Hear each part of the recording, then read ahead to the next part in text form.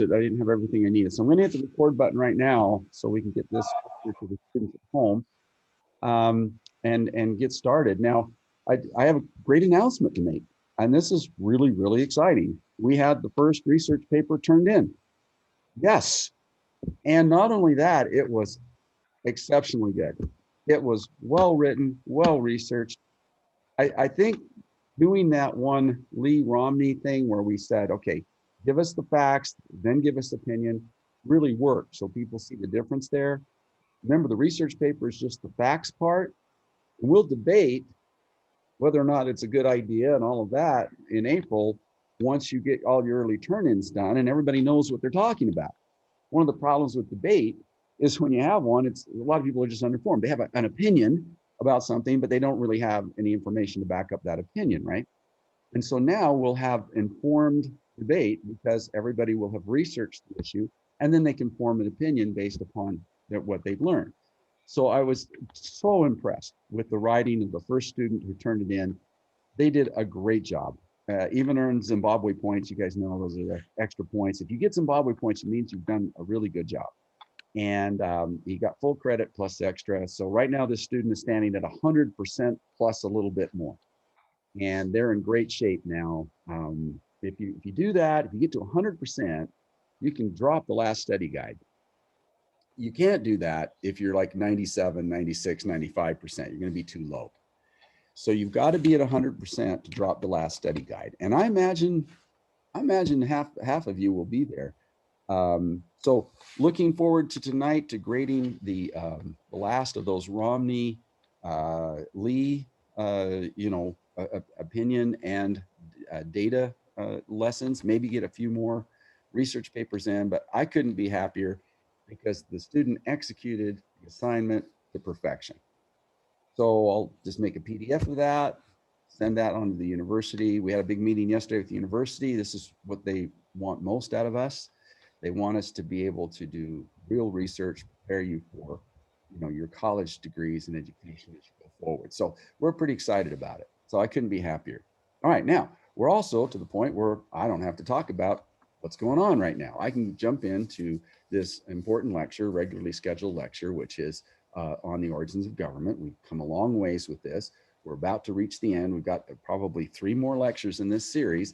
So you won't get a study guide until next week, right? The end of next week. This is the time to write your paper. This is the time to get it done before you get this next study guide. All right, well, cool enough. Well, let's go ahead and share the screen. Again, I could not be happier with the quality of the work. It was just really, really exciting. Okay, so let's see where we're at. Yeah, there we go. Okay. Now, because it's been 2 weeks, I'll just back up just a little bit and let you know where we are now. I started, and Mrs. Hogard knows this, I was going to try to build a lot of this into world history so that when we get here, we don't have to cover it quite so much. But I'm not teaching all the world history classes. So I'm realizing that, no, I'm probably going to have to move this back in here and leave it here because the other world history teachers take a little bit different focus. They might, instead of spending so much time on this section, they might spend more time, say, on China or India or something like that. So, we're going to give you the lecture I normally would give. And probably those poor students that have me in world history this year, 2 years from now, are going to get a little bit of a repeat, but they'll have forgotten most of it by then, so no big problem. Where we kind of left the story out or off at the end was that we had this huge battle called the Second Persian War.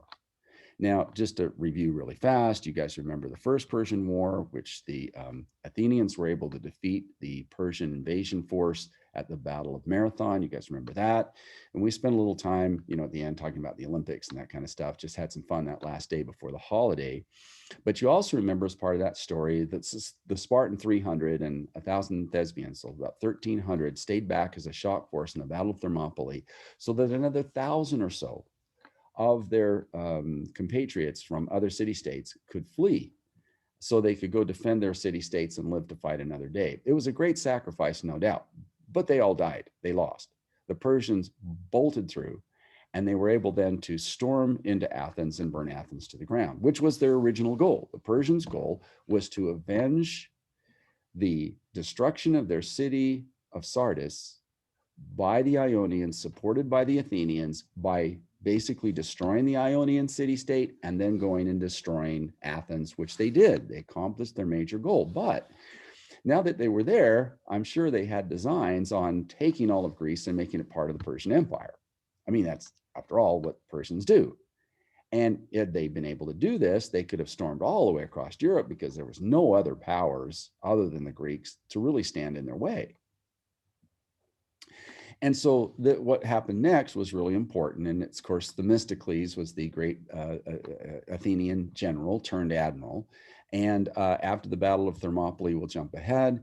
Themistocles organizes a surprise attack, lies to the Persians. They used counterintelligence measures, if you will, to lie the Persians into this channel. The Persians stormed into this channel. They couldn't maneuver. They got broadsided. And the fleet led by Themistocles, 100 Athenian ships and 100 ships from other city-states, destroyed the Persian navy in the Straits of Salamis. Perfect battle location. Themistocles probably was the one that designed the Battle of Thermopylae before to try to keep the Persians back. He was a genius, no doubt about it. And he was somebody from humble class that, because of the democracy, was able to rise up, become a military general, and the person who orchestrated this great victory. The Spartans went on to, as the main force of the Persians fled on what fleet they had left, some of their troops were left behind as an occupying force, but they weren't being supported anymore. And the Spartans, very ticked off about the loss of their king and 300 of their compatriots, took them on in a battle called Plataea and kicked the Persians out of Europe forever. Now, they didn't know that at the time. They assumed the Persians would be back again. But as history proves, that was the end of it. And this is kind of an important moment, and I stress this in US history, but I'll just say it here. Had they not won this battle at Salamis, this battle at sea, we might not be speaking a derivation of Germanic and Latin languages called English. Probably Christianity and Islam never emerged as great world religions. Zoroastrianism would have dominated. The whole history of Western Europe would have been different. It would have been some sort of Persians that would have discovered America. The whole history of the world could have been very different. And there certainly would have been the idea of democracy, right? So all of these different things are changed. And Athens, of course, becomes this center of philosophical thought and debate. One of the advantages of democracy, and I'll go ahead and say it, is the explosion of ideas. The truth of the matter is, when you empower everybody to have a say, everybody's got an opinion. There's all these groups of philosophical thinkers that we're going to elaborate on today in world history, from the Sophists, to the Socratics, to the Cynics, and so on, that you should, of course, have learned about then in world history. But these philosophical movements spread through time. They also, of course, look, for example, mathematics. The guys that figured out geometry, the Pythagorean theorem and all that, had a cult, a religious cult around mathematics. And they created this whole mathematical that everybody in the world learns today. It was just a bunch of Greeks and, sitting there in a little monastery, if you want to call it like that came up with geometry, right?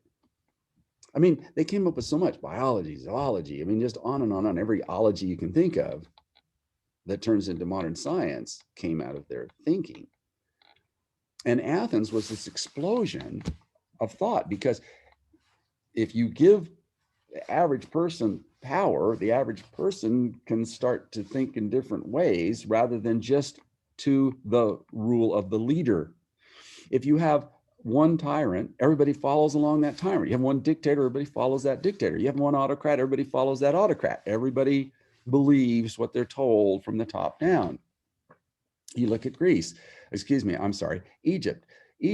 You had your pharaohs at the top. They taught this particular form of religion, mummification, afterlife, all that stuff. And for 3,000 years, everybody just followed it. This is what we call a dogma, where your thoughts are guided by the structure that you live in, by the society in which you live in. In a democracy, such as Athens, and well, ours, and all of Western Europe for that matter, The average everyday people have a vote. So therefore, every average everyday person has an opinion, and average everyday people sometimes don't have informed opinions. And one of the things that Socrates did was he added a layer. He said, it's one thing to have an opinion, but it's another thing to have an informed opinion. And that's why the research paper matters so much to the college, to the university, is that a lot of people, hey, I have an opinion, but what is that opinion based on? What detailed study have you done to prove that your ideas are valid? The scientific method, for example. You can't explain to a scientist, right, that climate change doesn't exist, that it's not man-made, that it doesn't have a heavy influence of man-made. Of course, climate change happens without man, but it's certainly been accelerated. And anybody that does the data, does the research, including NASA and the National Aeronautics Space Administration and every, scientific group around the world, you can't say, oh, yeah, but it's not happening. That's just an opinion without anything to back it up. That is what we call an unexamined opinion. And Socrates, according to Plato, said this: the unexamined life is not worth living for a human. The unexamined life is not worth living for a human. For example, let's take this virus, perfect example. We have scientists, trained people who are getting their microscopes out and they're studying this thing and they're finding the spike proteins and they're doing this analysis and they're figuring out we can do vaccines, whatever. And we have some people walking around, yeah, but I don't think it's real. It's a hoax. Excuse me? Time out. Call it a hoax if you want. 540,000 dead Americans later, and the deadliest year in American history, that's some sort of hoax. You can have an opinion about it, but is it an informed opinion? Is it an opinion based on data and science? Is it an opinion based on research? Is it an examined opinion? Or is it just a bias? Everybody has a bias. Everybody wants things to go a certain way. You have a bias, I have a bias, we all do. And our First Amendment encourages us to have differences of opinion. When we believe in the First Amendment, right to freedom of speech, freedom of the press, right to assemble, whatever, we are encouraging people in a democracy to have a different set of opinions. And what we have to do is to be tolerant of those opinions, listen to everybody's opinions, and then do the research to figure out where we think it really is.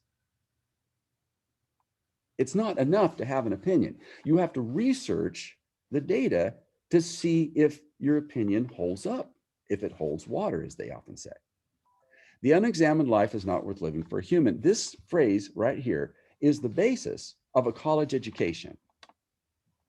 Now, people are going to get all upset when I say this is the hallmark of a liberal education, because remember, words often have multiple meanings. When I talk about a liberal education, I'm not talking about the politics between liberals and Democrats and Republicans and conservatives. That's not what I'm talking about.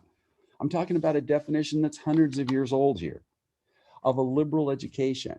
Universities were set up according to, now this isn't a political definition, by the way. This is a scientific organization that defined this. The American Association for the Advancement of Science says that a liberal education, ideally, is a liberal education produces persons who are open-minded and free from provincialism. What provincialism means is believing just what around you, your little local area, is applies to the world. The world's a big place, and all the variables out there are very, very different. And your little community might not be something that will work in another community, right? Dogma, like the Egyptians, believing what the pharaohs said about the afterlife and whatever. And so you basically enslaved yourself in that society forever, free from that kind of dogma that you can say, wait a minute, I don't think that pharaoh thing is such a great idea. Kings might not be the best way to go, says Thomas Paine. Free yourself from the dogma of the divine right of kings, which we'll be talking about later, or preconceptions. Well, I believe this now, so therefore the only thing I'm going to do is look for evidence that supports my preconceived idea, rather than just take the evidence as it is. So I love Sherlock Holmes so much. Or Sherlock Holmes, who says, look at what's there, not what you want to be there.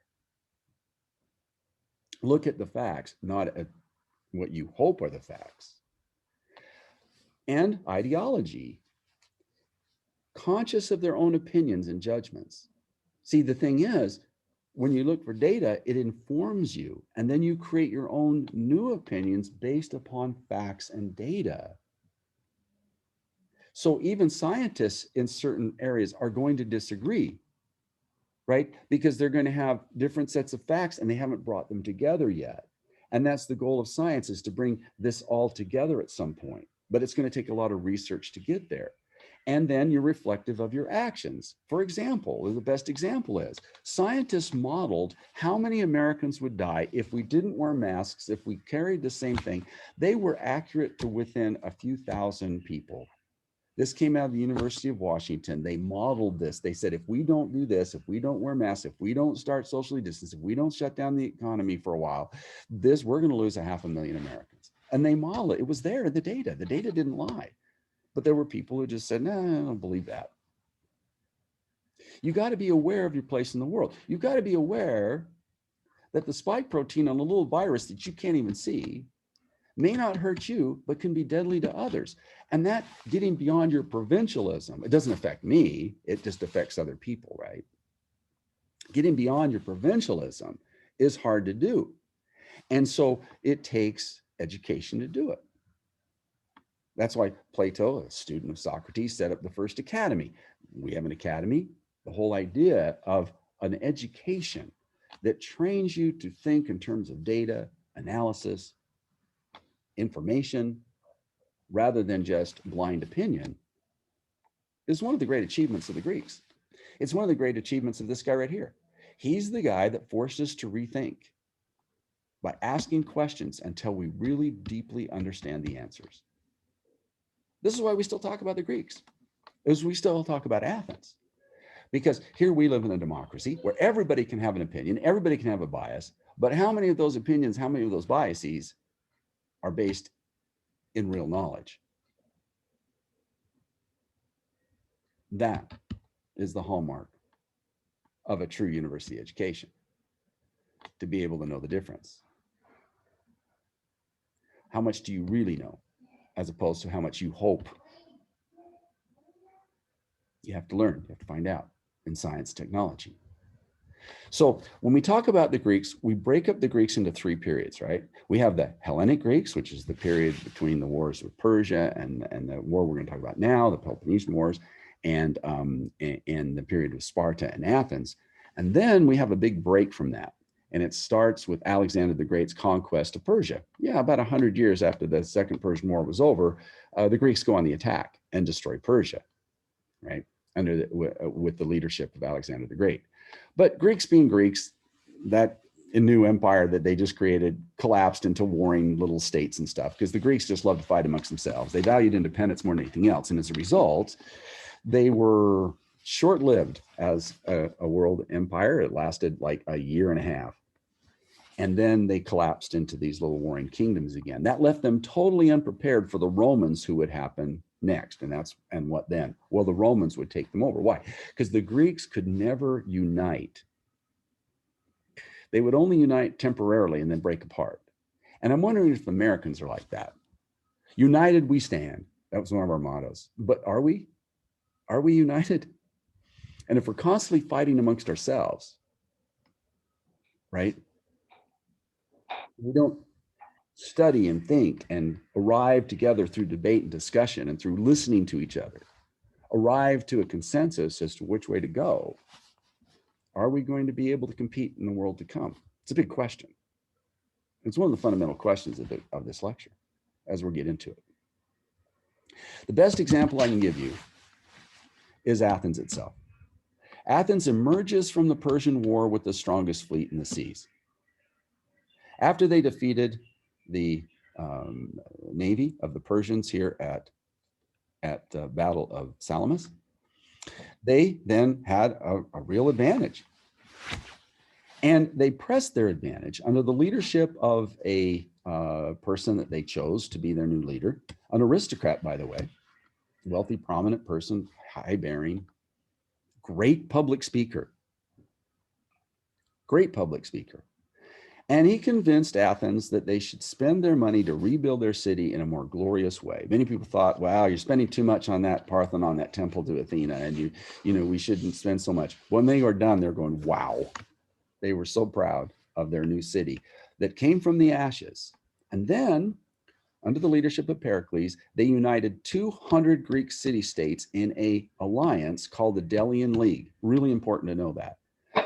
Remember how divided they were. You think Greece today, it's a country. There's no concept of countries at this time in history. Countries are a modern invention. Countries don't start coming together until around 1490. Countries, Spain and Portugal and France, eventually evolve into countries. The concept of the United States being a country wouldn't have existed in ancient times. It's a new modern history concept. These Greek city-states, these polises, 200 of them, were then united by Athens into a maritime alliance against future Persian invasions. They thought the Persians were coming back, and they were going to do all they could to stop them. And so the reason it's called the Delian League is there's an island called Delos, and all these 200 city-states were required to pay basically taxes, if you will, put the money there, and then Athens would use it. Now, Athens leveraged this Delian League to their own advantage. They controlled the money, they controlled foreign policy, and they controlled the trade. And they controlled the military naval ships that were needed to protect the new empire. And out of this, they created their own new empire of their own, a vast trading empire involving over 200 city states and trading beyond even those. So Athens had created its own empire, a vast one, through diplomacy and through manipulation and whatever they did it. Reconstructed Athens, reconstructed the Acropolis. And look, they had a lot to be proud of. And the word hubris really fits these Athenians. The Athenians, once they created their empire and the Delian League, and money was flowing in every which direction, the city of Athens was bigger than ever before, was more glorious than ever before. They had a lot of hubris. Now, hubris is a word that means arrogance or, pride. Pride to the point of arrogance. Let's put it that way. Let's kind of put those two words together, hubris. And the hubris is really shown by a speech that Pericles would give called the Oration of Pericles. It's still written down. Now, if we were there in our normal classroom situation where we met every day, we would take an entire day, read the Oration of Pericles, and debate it. It's a great speech. And you see yourselves as Americans in that speech. There's no question about it. You can't read that speech and not see yourselves in it. In part, he said, our military is the best. We're better than the Spartans because we train with our mind and not with just our physical body all the time. And we enjoy life. And so our soldiers are happier and all this kind of stuff. He goes on and on and on, describing how great Athenians were, how much smarter they were, how much more capable they were. And look, they had defeated the world superpower in back-to-back wars, the First and Second Persian War at Marathon and at Salamis. They had created this vast empire, but they had a thorn in their side because Greeks being Greeks, right? Okay, let's kind of look through this here.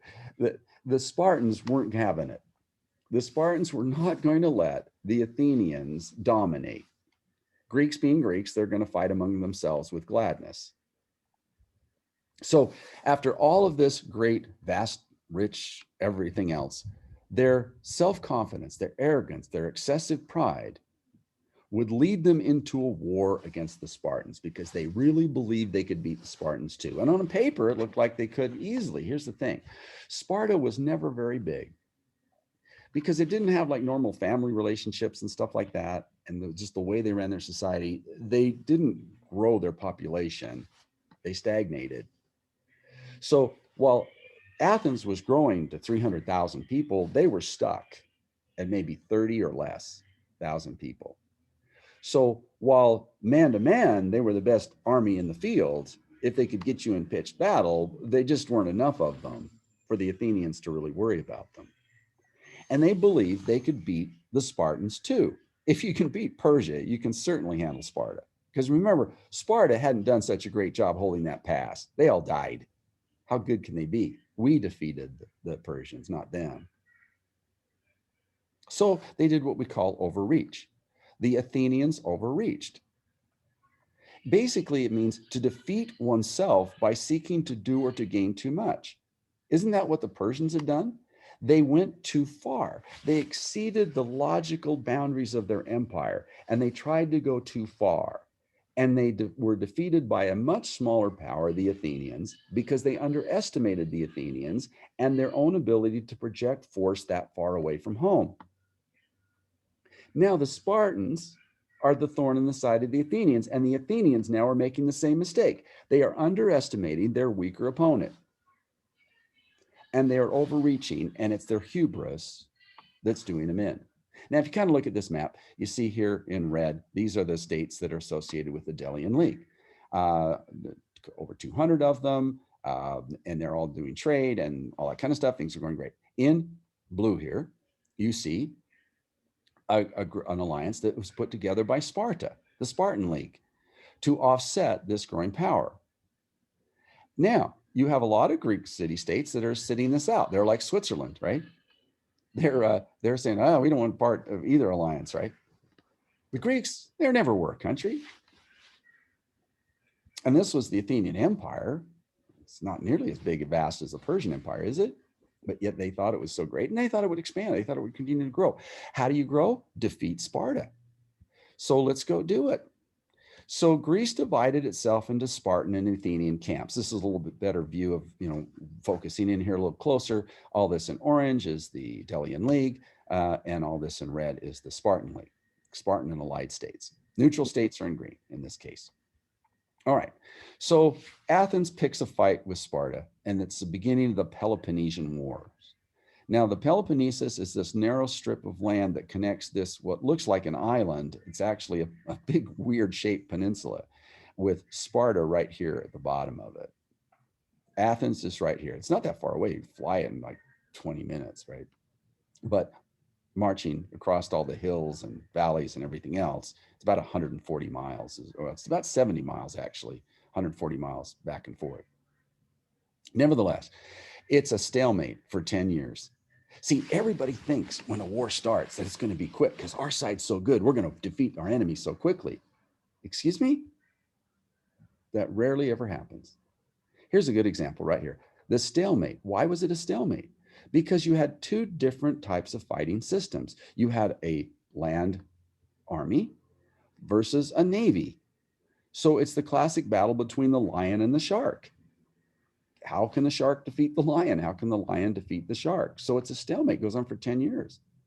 I know when the United States invaded Afghanistan, Afghanistan is one of the most backward countries in the world, the greatest superpower on the planet. We invade Afghanistan, and we are still there in the longest running war in American history, which started before you were born.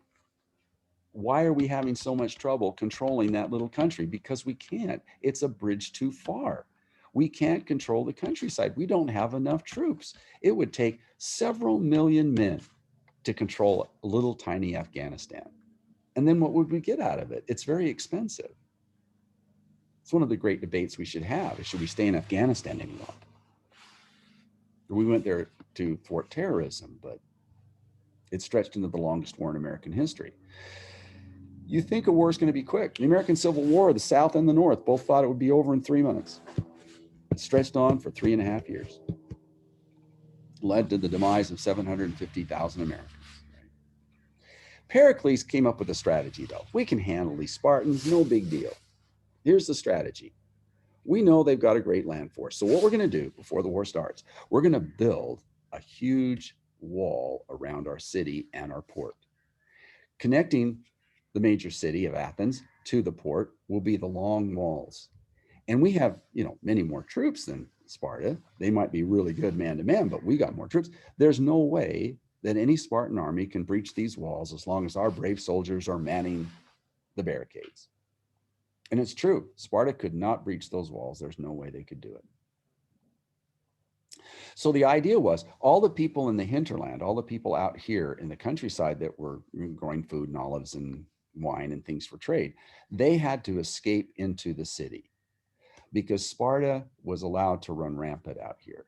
Now, that was by design because this would mean they would exhaust their resources. Athens would burn all the natural resources out here, so there wasn't anything to eat or anything to live on. But here's where they underestimated the Spartans. The way the Spartans trained their children, they literally starved them to death. At age 7, they were thrown into barracks and trained as military soldiers from 7 on up. They were given no shoes. They were given just a blanket to wear. That's it. They could only redo their straw bed once a year. And they never fed them enough. So they had to forage at night or steal food in order to survive. So for them to hang out in the countryside around Athens for 10 years was like going to summer camp. Never underestimate the tenacity of your enemy, no matter how weak or pathetic you think they are. The Spartans loved this. It's the very definition of what it meant to be a Spartan, to sacrifice for your city state. So here are the Athenians, though. They never had it so good. Trade is better than ever. Food chips are coming in constantly. Everybody's eating well. Everybody's learning new skills because you can't grow wine now. So you're going to do other things. Things going great. They're just going to wear the Spartans out until the plague comes. On one of the food ships, in comes some rats, no doubt, probably related to the same plagues that would hit Europe in the 1350s, the same plague that would hit Justinian's empire in Byzantine later. Plagues happen. Pandemics happen. They happen with regularity. And now that plague has hit Athens. If you think for a second, as you sit in that classroom with your masks on, that this is the last pandemic you're going to face, I did this in world history yesterday. I was a little bit shocked. I counted how many I've faced in my lifetime, and it's been 5. Polio was still a thing when I was a kid. We got a polio vaccine when I was about 5, 6 years old. My sister was 7 or 8. We were really concerned about catching polio because it would devastate the rest of your life. Franklin Roosevelt, president, had polio and was paralyzed from the waist down after he got polio, and he got it as an older person, swimming in a lake. So that one ended with a vaccine that took years, decades to develop. Then, of course, we had SARS and H1N1 and AIDS, and now this one. This is the worst, of course. We did pretty well with those others. We were the leaders in the world, not with this one. For some reason, we failed with this. And you know, the data doesn't lie. We've got to do better the next time around. And there will be a next time around. And we'll be fighting this one, by the way, for the next 10, 15, 20 years. We'll be getting vaccination updates on this virus for a long, long time, especially because so many people, we haven't get herd immunity, so it keeps mutating. If we can get herd immunity, it'll stop mutating so fast, and we can stay ahead of it. But there'll be another one. There'll be another disease that will hit, and we'll have to go through the same routine. So we need to get good at it, more effective. But these poor people in Athens behind those walls, you ever wonder why New York City was the first place in the United States where it hit big? Because of the concentration of people. If you're out in West Texas on your cattle ranch, you only see 1 or 2, 3 people a day. You're not all tied in together like you guys are in a normal classroom, where that room, I've seen that room have 35 students in it, plus a teacher. Are you kidding me? That room is not made for more than 25 students, but yet we packed them in pretty tight. Can't do that today. But when you pack people in tight, for example, you got to get to work, you get on the subway in New York City. Obviously, the spread's going to happen faster in Los Angeles. It's going to happen faster in Detroit. It's going to happen faster in Dallas. It's going to happen faster in Orlando and Miami. But it will spread to the countryside. But it'll just take longer to do. But it will still spread. It'll still get out there. But it's kind of like the boom hits in the middle and comes out because people are more concentrated. They're not as socially distanced. Isn't that great terms? You need to put away your phone. Sorry? Oh, I thought there was a, okay. You want to have your phone out, please put it away. I didn't hear that. I'm sorry. Oh, I'm just asking people to put their phones away. Oh, okay. Thank you for that, by the way.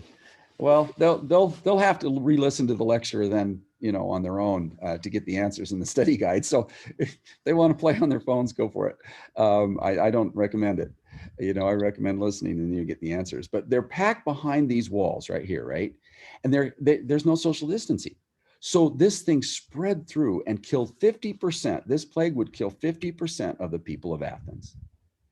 they wouldn't have been able to understand social distancing. They kind of understood it. If you were around people that were sick, you tended to get it. But this was caused so much heat and so much sweat and so much, fever and boils and thirst. And the thirst was the main thing. It would drive you into the streets looking for any water. People threw themselves in the sewer system of the city to try to quench their thirst. It was a horrible, horrible, horrible death. And half the people died. They didn't have what we have. They didn't have hospitals. They didn't have IVs. They didn't have oxygen. They didn't have ventilators. They didn't have scientists trying to figure out what vaccine maybe could stop this thing. So half of them died, including the great leader of the city, Pericles. Pericles, right? The leader of the city got it too. And all they could give him for comfort was a bag of herbs that were meant to ward off evil spirits. Like if you ward off the evil spirits, then you're going to be okay. The Greeks were just inventing modern medicine. They were just barely figuring that out. But there was a lot of superstition, a lot of folklore. And isn't that, are there still people today that, maybe, hey, maybe this herb, maybe this spice, and some of them do work. There's no question about it. Folk cures can be effective, but I'll take a vaccine personally. And I'll try some of those other things. Sometimes they do work. Medicinal medicine. But he's probably thinking, where's my ventilator? Where's my IV? Where's my oxygen? Where's my modern nurse wearing the PPE? And he dies. He's done. And then Athens is shocked to the core, of course. It's lost half its population. Now, they still outnumber the Spartans by a lot. But then they kind of go into panic mode, I'm thinking. And they have a group in the city called demagogues. And these demagogues are out for revenge. They are going to go get the Spartans. They're going to win this thing. And these are political leaders who seek support by appealing to the desires and prejudices of ordinary people rather than using rational judgment. We can defeat these Spartans. We are stronger. We know what to do. Let's do that. And they came up with this fantastic plan. By fantastic, I don't mean great. The idea, let's build a new fleet, arm a new army, put it on board this fleet, and sail it precariously to the island of Sicily, where we have one city down here, a city-state called Syracuse that's allied with us. And there's another one up here that's allied with Sparta, and they're fighting each other. So let's go join that fight, defeat the small Spartan army here on this island, and take this island as our own.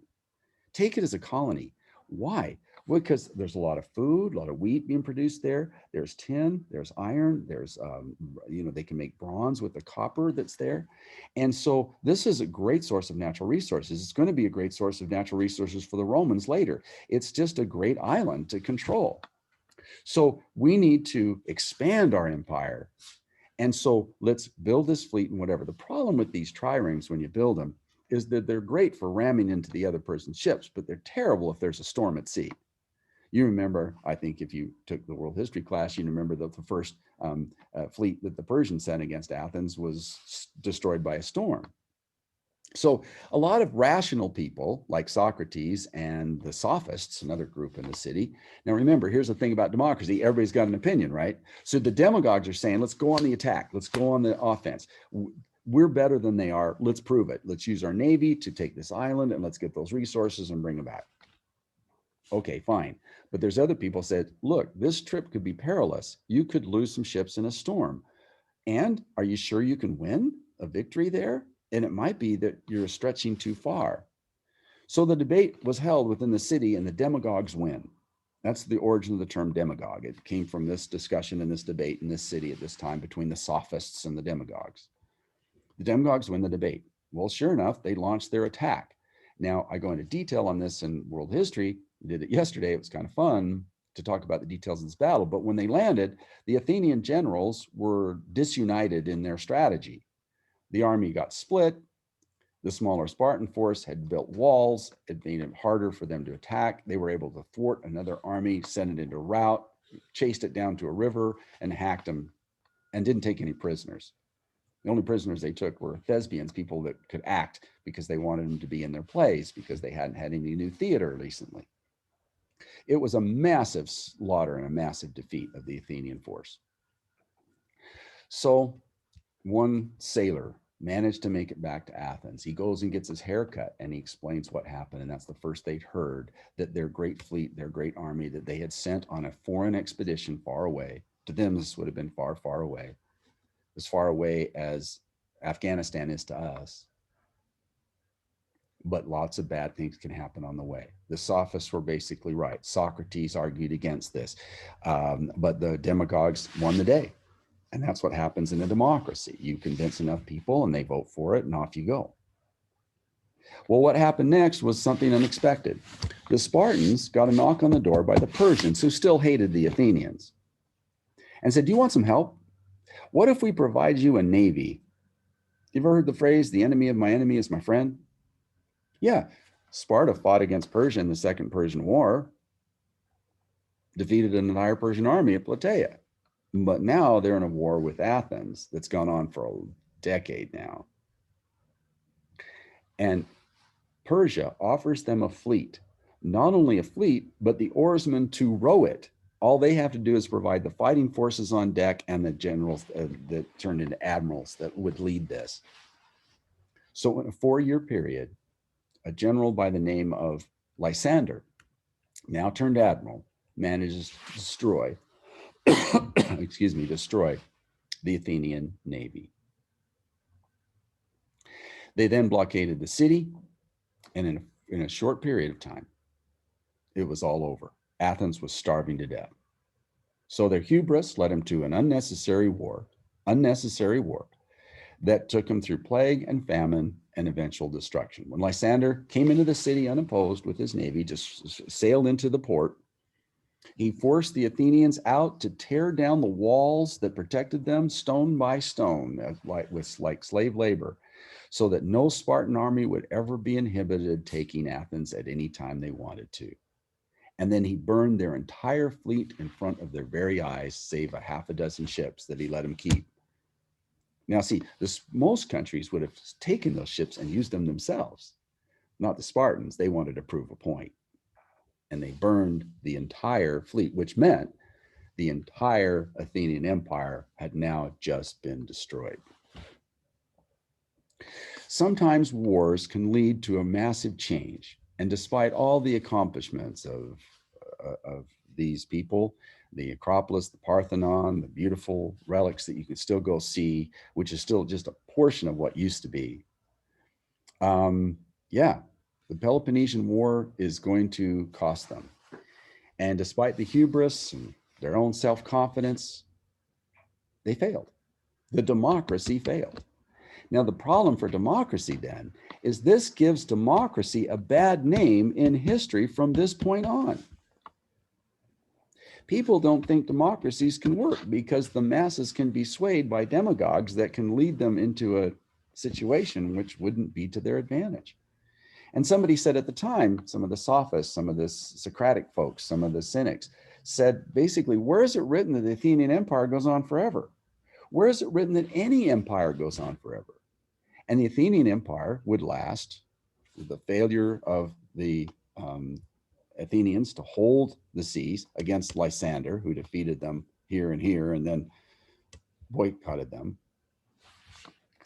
Athens was destroyed. They had 85 years of glory. Now, they did recover economically over time.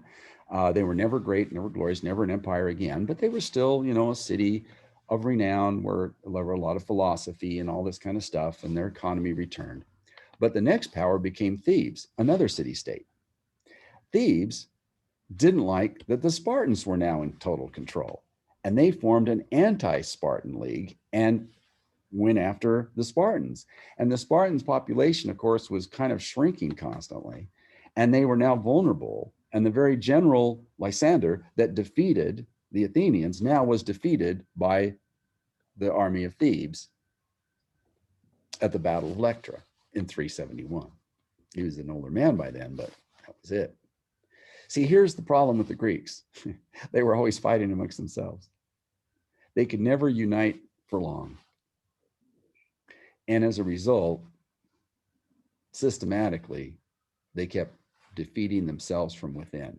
Question for you now as Americans, are we doing the same things to ourselves? We have red states and blue states. You know, what's the deal with that? United we stand, divided we fail. At some point, we have to logically have a discussion and debate. Let everybody have their opinion. Let everybody have their say, but at some point reach a consensus about what to do based on evidence and what's there and not what we want to be there. That's why it's so important that you do research. You have an opinion, but you have to look and see what's there first and refine that opinion and maybe even evolve that opinion or change that opinion based upon new evidence. Everybody has an opinion about this or that and the other, but evidence will change their opinion over time if the evidence points another direction.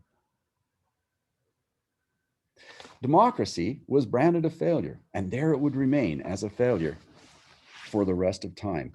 Why, when they wrote the American Constitution, did they give us a republic and not a democracy? It was a republic where a small group at the top got to vote. The aristocrats of our country got to vote. That's what the Electoral College was set up to do, all that kind of stuff. They didn't give us a democracy. The democracy in America grew slowly over time and is still expanding. Right? We still haven't reached a full-fledged democracy. We still have a long ways to go on that. It starts with Andrew Jackson in the 1820s, where all white men got the right to vote, and then African American men got the right to vote under Lincoln, and then it expanded more when women get the right to vote under Woodrow Wilson, and then we go through, and then we get those Jim Crow laws defeated, and we allow people to vote in southern states that have been, rejected from voting, and there's still people that would suppress the vote, that would say certain groups should vote and certain groups shouldn't. Democracy grew slowly in this country over a 230-year period. So we're a democratic republic. We still have elements of the Republican government we were given originally because they didn't trust democracy because they felt some demagogues could come in and thwart the whole thing, that only those that were educated should be allowed to vote. And those tended to be people with money. Jefferson believed the average people could vote, but only after they received an education. So we had to expand an education system first. Why are you in this class? You're in this class because of Thomas Jefferson. Jefferson said, we have to teach people in government, in civics, in the Constitution, we have to train them so they can become educated voters. That's the first step, is education, then voting. Learn to analyze complex policies, complex ideas to arrive to a way to solve the problem. You think getting this vaccine developed and it's distributed, whatever, is easy? It's one of the most complex problems anybody's ever had to deal with. It's one of the great achievements, by the way, of the United States. By the time we're done with this thing, we'll pat ourselves on the back a little bit for doing a great job, but the whole world's doing it, right? So it's a worldwide achievement, but it's complex. And it doesn't end with this one shot or two shots.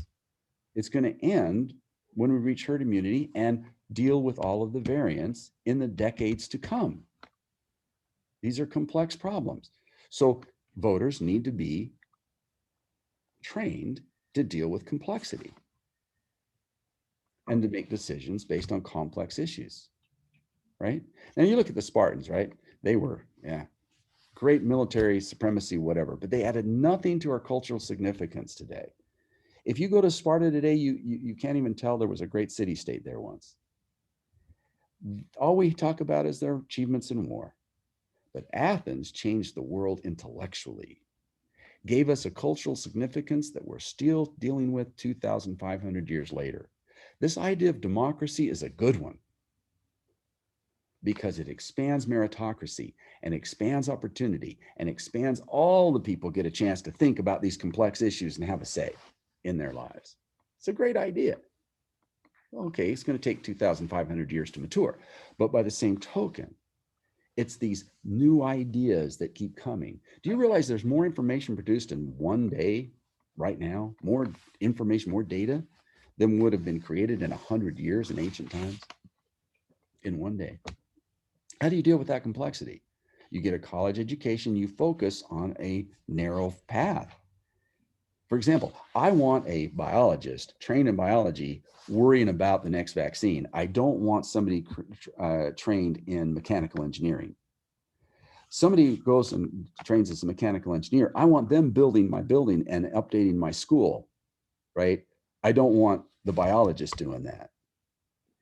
To deal with the complexity, we have to specialize. And that's what universities also do. We start out with a general education. We learn some broad thinking and learn how to research and learn that. And then we pick a specialty. And it might be nursing, it might be doctors, it might be computer scientists, it might be whatever it happens to be. Project management, business, industry. But we have to specialize because the world is so complex. The story of Athens is really a Greek tragedy. The story of Pericles is a Greek tragedy. Greek tragedies were written by people such as Aeschylus, Sophocles, and Euripides. And these are Greek tragedy depicts the downfall of a noble hero through a combination of hubris, fate, and the will of the gods. Don't you love that? So they do these great plays that would talk about the skills this person have. Like Pericles has all these skills. He does this oration. Everybody loves him. He convinces everybody to do these things. And then there's this weakness, his self-pride. And he is struck down because he concentrated the people into too tight of an area. When the plague hit, he couldn't escape it. Tragic hero's powerful wish to achieve some goal inevitably encounters limits, usually those of human frailty. Isn't that the truth with basically all leaders, right? Biden's got a lot of strengths. What are his weaknesses? What is going to lead him from success? Could he go to fail? I don't know. Hope not.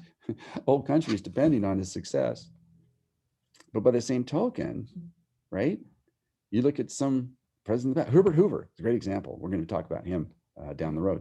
Herbert Hoover had all the attributes to be a great president, yet he had some hubris that led to his decline. That's a perfect place to stop. Let's stop right there. And in fact, that's much better than where we ended last time. So let's stop right there and we'll catch you guys next time. And if you missed this lecture because you were on your phone, well, it's going to be posted online so you can do the study guide in a week. All right, we'll see you guys later.